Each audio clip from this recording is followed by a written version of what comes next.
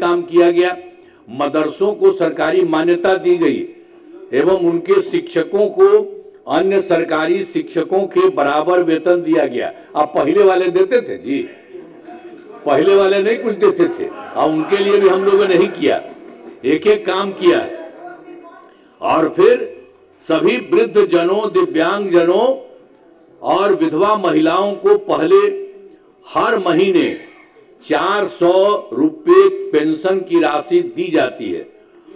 अब जून 2025 में इसे बढ़ाकर 1100 रुपये कर दिया गया। पहले उन लोगों का 400 रखा था, अब बाद में अभी हम लोगों ने पिछले महीने उसको बढ़ा दिया, 1100 रुपया कर दिया गया।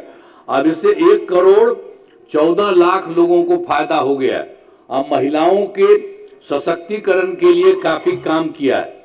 2006 में पंचायती राज संस्थाओं एवं 2007 में नगर निकायों में महिलाओं के लिए 50% आरक्षण की सुरक्षा के शुरू में ही किया। 2006 में ही हम लोगों ने इसके लिए पंचायती राज संस्था का, 2007 में नगर निकाय महिलाओं का, और उसके लिए हम लोगों ने तय किया था कि वो 50% महिलाएं रहेंगी।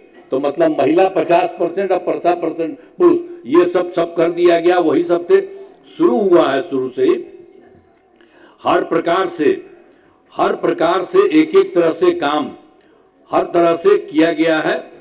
और उसके अलावे सब तरह से वही जो कुछ भी होगा, तो आप समझ लीजिए 2013 में पुलिस में 35% का आरक्षण दिया गया, शुरू में बहुत अच्छा दिया गया है। अब वर्ष 2016 में महिलाओं को सभी सरकारी नौकरियों में 35% का आरक्षण दिया गया है।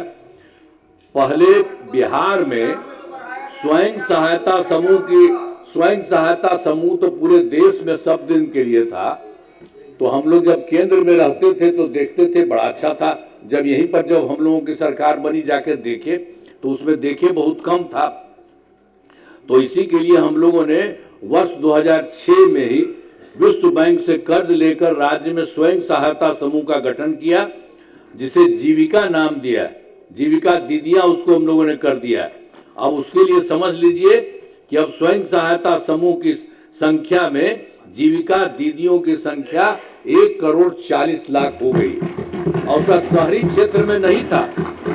तो 2024 से शहरी क्षेत्रों में भी स्वयं सहायता समूह का गठन किया, जिसमें जीविका दीदियां हो गई। अब इतना जो किए हैं उसमें 4,34,000 जीविका दीदियां हैं, और इसका गठन और लगातार से जारी चल रहा है। तो इतना ज्यादा हो रहा है। अब बिहार के विकास में केंद्र सरकार का पूरा सहयोग, अब देखिए जिस तरह से केंद्र सरकार ने पूरा का पूरा बिहार को सहयोग दिया है। अब आप जान लीजिए जुलाई 2024 के बजट में बिहार को विशेष आर्थिक सहायता के रूप में सड़क, उद्योग, स्वास्थ्य, पर्यटन, बाढ़ नियंत्रण के लिए बड़ी राशि देने की घोषणा की गई 2024। अब फरवरी 2025 के बजट में बिहार में मखाना बोर्ड, एयरपोर्ट की स्थापना, पश्चिमी कोसी नहर के लिए वित्तीय सहायता आदि की घोषणा की गई है। और वर्ष 2018 से देश के कुछ राज्यों में खेलो इंडिया यूथ गेम्स का आयोजन हुआ था, और पिछले वर्ष खेलो इंडिया यूथ गेम्स का आयोजन बिहार में किया गया, जो गौरव की बात है। तो इन सब के लिए आदरणीय प्रधानमंत्री श्री नरेंद्र मोदी जी का मैं नमन करता हूं। और वो लगातार, आदरणीय प्रधानमंत्री जी भी कई बार बिहार आते